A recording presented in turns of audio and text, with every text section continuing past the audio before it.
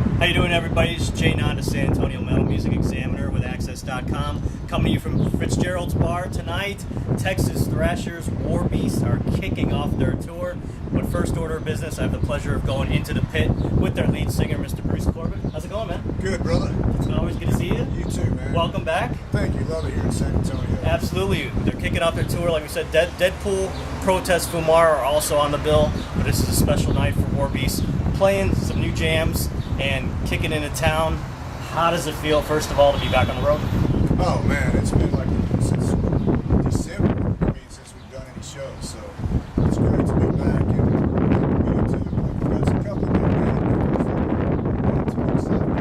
So, new beginning, new lineup, working on new material. Can't beat that. And tell me about that. Elaborate on that, because I was going to ask you about the couple of new band members. To the full, one of whom I believe is your stepson. Absolutely. On bass. Talk about that switch. I mean, how cool is that? I mean,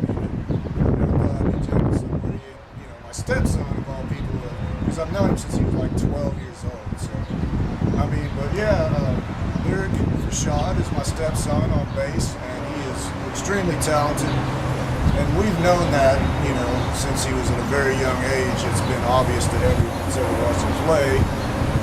People like Phil Anselmo and Marzi, of course, from Phil Anselmo and the Illegals, have always freaked out on Lyric when they watched him play. I mean, the first time they were like, man, I'm going to use him sometime, So I think the time is right for Lyric, to finally join Warbeast. He's just turned 18 like a couple of weeks ago, so he's young, but now he's old enough to be in Warbeast. Well, of course, Warbeast first record came out in 2010. Right. Crush the Enemy.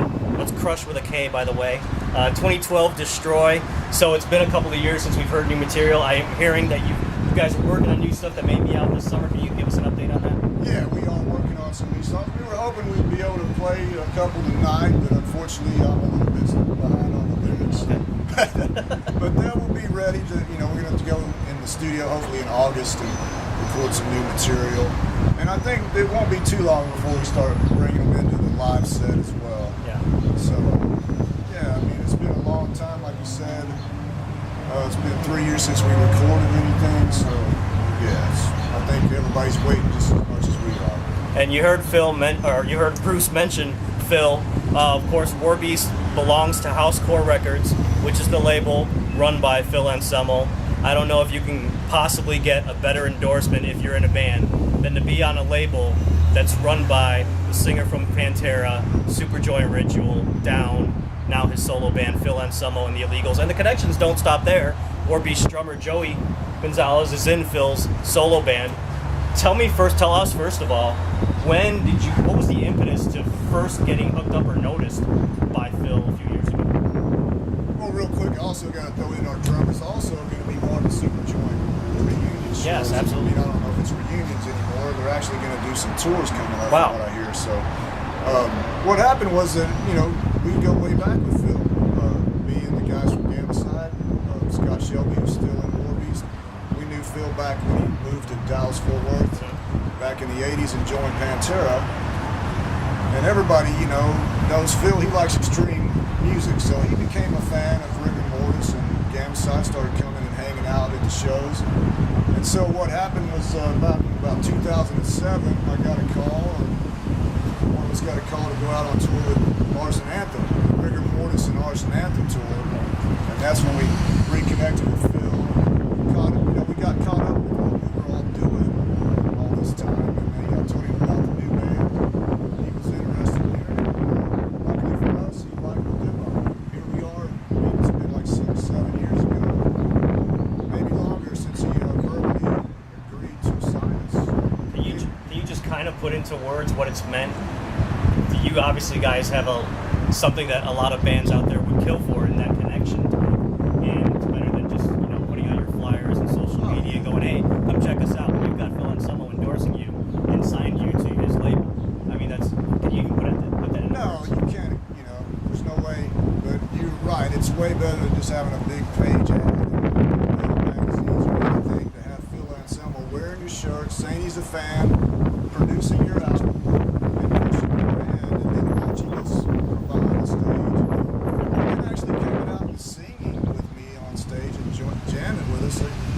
It's been the greatest experience that I've ever thought would ever happen in my life. You know, because of what he's done for all of us and me, you know, the whole band, I asked him to be my best man at my wedding. So if that'll tell you what he's meant to me and Warbeast, I don't know what else will. But yeah, Philip, everything. I mean, redemption. He gave me total redemption because it had been like 15 years since I'd even been in a band. Right. And so to sign Warbeast and to do everything he's done, I mean, thank you, Phil. You rule. We still love you, brother.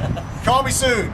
And the last time I had a chance to talk to Phil was last year on my birthday when he played here with his solo band, so that was great. There's no chance, by the way, that he's currently hiding in your van. He's going to join you on stage tonight, is there? I wish, man. I would tell you if he was, but no, he's not with us tonight. Now, of course, Warbeast is based in the Dallas, Fort Worth, Arlington area, but you've got some San Antonio ties, right? Can you talk about that a little bit and tell what does San Antonio mean to you? Well, my family, especially my dad, has lived here most of his life, and my brother as well lived here before he passed away. My brother's actually buried here, so every time I come to San Antonio, I get to go visit my dad and also go visit my brother's grave. Still got some family here, and some of them will be here tonight. So yeah, and I mean, I actually lived here back in the 80s for a brief period too, working with my brothers. Yeah. Love it, love it, love it. It's like family here. Now, I got to tell you guys, the last time Bruce and I spoke was over the phone, December 2012, and he was gracious enough. We set up the interview one day. We did the interview 6 days later. In between those 6 days was one of the most heart-wrenching events that anybody could ever go through, and that, of course, was during Bruce's 50th birthday celebration on stage, of course, with a rigor mortis playing some shows, and the man on his shirt right now, great guitarist Mike Scaccia, collapsed on stage, officially passed away the next morning in a hospital in the Fort Worth area. Bruce cannot begin to emphasize to you guys how gracious this man was in still going through with the interview. Obviously, when you lose somebody that close to you, and I know you've told me outside of your family, Mike was the most important guy in your life. Hell of a guitarist. I never had the pleasure of meeting him, but when you lose somebody that close, you never truly get over it. So I guess what I want to ask is, now that it's been 2.5 years later, as opposed to the week it happened, how are you holding up? How is Mike's family holding up? Well, I mean, you know, it's still hard to talk about. You know, they say time heals things, but in a way, it just makes you like, you just have to go on. I mean, it doesn't ease the pain. We all still like miss Mike so much every day. I mean, we think about him every day, his family. Of course, you can only imagine what they're still going through. I'm very proud of his family because they have, you know, done as good as any family could, you know, ever do in a situation like this. I mean, it's just hard to talk about Mike, you know, and I don't mind you bringing it up because you know what he means to me and a lot of us. But you see, I still try to represent.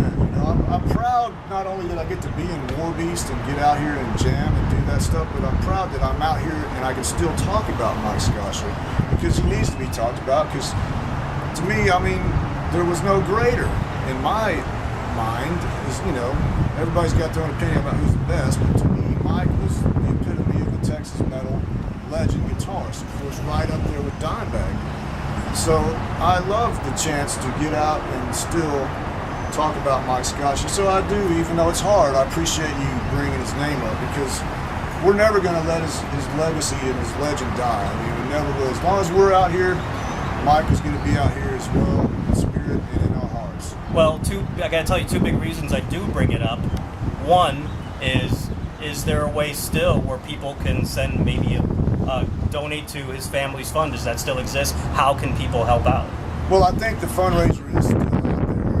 Rock Foundation, you still can find it on Facebook and then the link to the fundraiser, so they can still help out.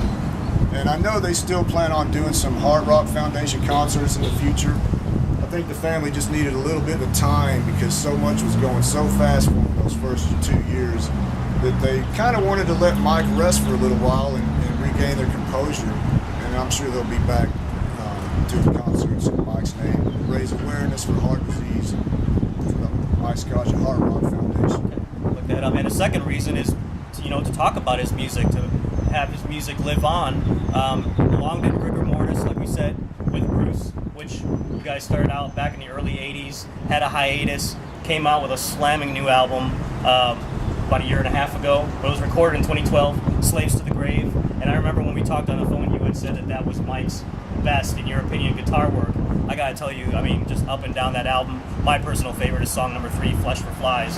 He is absolutely ripping on that album. Rigor Mortis, Slaves to the Grave. Check out the album. Of course, Mike was also in Revolting Cocks, Ministry. I mean, can you just begin to quantify for the people that might be checking you out for the first time, hearing of Mike for the first time, what he meant to you musically, as a friend, the whole package?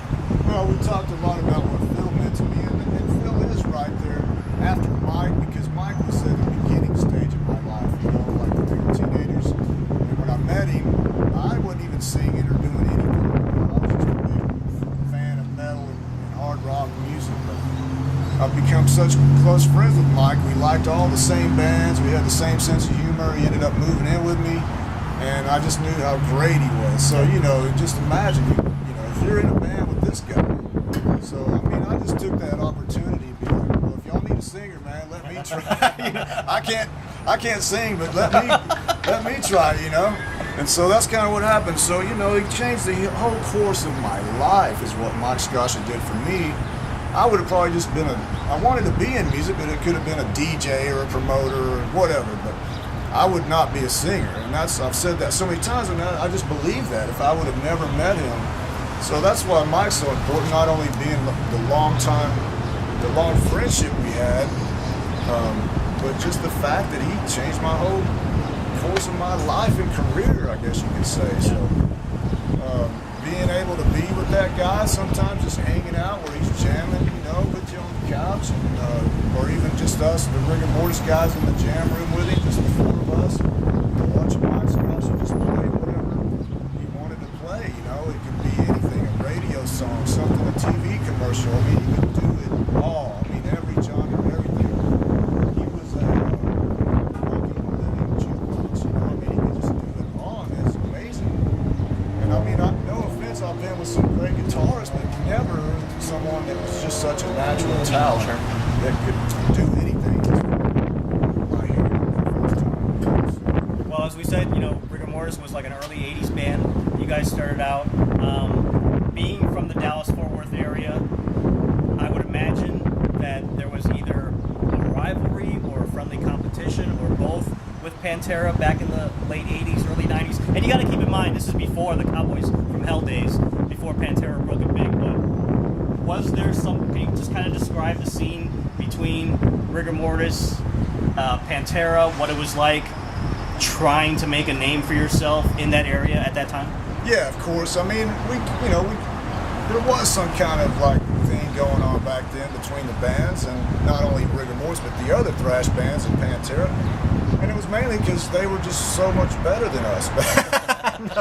No, but you know what I mean. There was mainly just two scenes going on, two totally different scenes going on, that we were part of a different scene. We were like the Darth Vader, and they were like on the good side, it seemed like. Right. I don't know if that's a way to describe it, but we were trying to do extreme metal and write original music, and clubs weren't letting us play in the venues. And at that period, I don't think they really knew exactly what they had. The talent, of course. I mean, come on, you know, Rex and Daryl and Vinny, what a talent that is. The band was great. They were just still doing cover songs and changing their styles.